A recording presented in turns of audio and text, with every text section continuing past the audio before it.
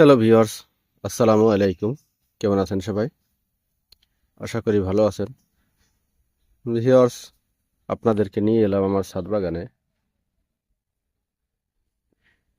আজকে আলোচনা করব কিভাবে আনার গাছ ঝোপালো করবেন, কিভাবে সুন্দর একটা শেপ দিবেন সেই বিষয়টির উপর। ভিউয়ার্স, স্ক্রিনে যে গাছটি দেখতে পাচ্ছেন এটি হচ্ছে GM2 জাতের আনার। এটি বাংলাদেশে খুবই ভালো ফলন দিচ্ছে। অনেকের ছাদ বাগানে, মাঠ বাগানে ব্যাপক পরিমাণে ফলন দিচ্ছে, যেটি মুগ্ধ করার মতো। এটি বাংলাদেশের আবহাওয়াতে খুবই একটি মানানসই একটি জাত। খেতে অত্যন্ত মিষ্টি এবং বীজগুলো খুবই নরম।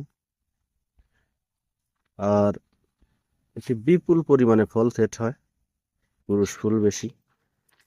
এক কথায় বাংলাদেশে যতগুলি জাত আছে সেই জাতটির ভিতরে GM2 জাতটি অনন্য এবং খুবই সুন্দর। সব দিক দিয়ে ফলন বলেন, গ্রোথ বলেন, সব দিক দিয়েই এগিয়ে। তো আপনার কাঙ্ক্ষিত ছাদের গাছটি যদি শুধু লম্বা হয়, ঝোপালো না হয়, তাহলে কিন্তু আপনি তার থেকে খুব বেশি ভালো ফলন আশা করতে পারেন না। কারণ গাছের যদি ডালপালা না হয়, ঝোপালো না হয়, সেটা কিন্তু দেখতেও সুন্দর লাগে না। তো ভিউয়ার্স, এই দেখতে পাচ্ছেন আমার গাছটি। এটি আমি লাগিয়ে দিয়েছি 8 লিটার একটা টবে। এখন প্রচণ্ড বৃষ্টির সময়, তাই টবের নিচ থেকে 7 থেকে 8টি ছিদ্র করে নিয়েছি। তারপর 1 ইঞ্চি পরিমাণ বালু দিয়ে প্রয়োজনীয় মিডিয়া, যেটা এখানে আছে 60% পচা গোবর, 20% বালি এবং বাকিটা মাটি এবং অন্যান্য ধানের চিটা এবং অন্যান্য কিছু দিয়ে।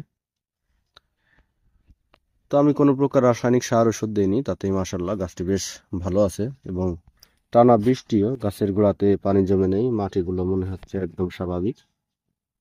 তো আপনারা চাইলে এভাবে মিডিয়া তৈরি করতে পারেন, তাহলে বর্ষার সময় আপনার গাছটি ভালো থাকবে। আর টবের গাছ বৃষ্টির সময় কম বেশি আগাছা জন্মে, চেষ্টা করবেন এই আগাছাগুলো পরিষ্কার করে দেওয়ার জন্য।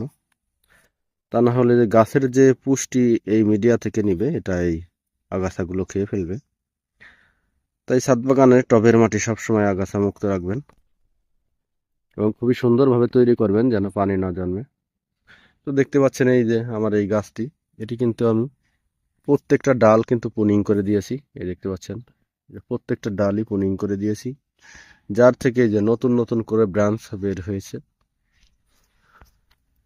এই দেখতে পাচ্ছেন উপর থেকে গাছটি কিন্তু বেশ ঝোপালো হচ্ছে এবং মনোমুগ্ধকর হচ্ছে। এই গাছটি আস্তে আস্তে যত বড় হবে, ঝোপালো হবে এবং লম্বা যে ডালগুলো থাকবে সেগুলোকে আমি প্রুনিং করে দিব। আর আনার গাছ আপনি বড় করতে চান বা ঝোপালো করতে চান, সেটার একটাই মূল মন্ত্র, যেটা হচ্ছে আপনি অবশ্যই গাছকে সবসময় প্রুনিং করে রাখবেন। যত প্রুনিং করবেন আপনার গাছ তত ঝোপালো হবে। এই যে সাইডে দেখতে পাচ্ছেন আমার এই গাছটি কিন্তু বেশ ঝোপালো। আমার কাছে প্রায় 17 থেকে 18টি জাতের আনার চারা এবং আনার গাছ রয়েছে। সেগুলো আস্তে আস্তে সবকিছুই আপনাদের সাথে শেয়ার করব। যাই হোক, আনার গাছ ঝোপালো করার জন্য আপনারা এভাবে গাছগুলোকে প্রুনিং করে দিবেন, যেন গাছগুলো ঝোপালো হয়। ঝোপালো হলে দেখতেও সুন্দর এবং ফলও ধরবে বেশি। আর সময়ের সাথে সাথে আমি এই বালতিগুলো, এই টবগুলো চেঞ্জ করে দিব। গাছটা যখন আরো 2 ফিট 3 ফিট বড় হবে, তখন আমি 20 লিটার বালতিতে শিফট করে দিব। যেমন দিয়েছে এই যে আমার পাশের এই গাছটি, এই গাছটিও বেশ ঝোপালো। এটাকে আমি 20 লিটার বালতিতে শিফট করে দিয়েছি। এটাও কিন্তু এই ধরনের ছোট চারা ছিল, তো একটু বড় হওয়ার পরে আমি এটাকে শিফট করে দিয়েছি। তো আপনারাও পর্যায়ক্রমে আস্তে আস্তে শিফট করবেন। ছোট চারাকে ছোট বালতিতে দিবেন, ছোট টবে দিবেন এবং সেটা সময়ের সাথে যখন বড় হবে সেটাকে অন্যত্র সরিয়ে নেবেন। তো যাই হোক, চেষ্টা করবেন গোড়ায় পর্যাপ্ত মিডিয়া বা মাটি দেওয়ার জন্য। তো যাই হোক, আপনারা এভাবে প্রুনিং করে গাছগুলোকে ঝোপালো করতে পারেন।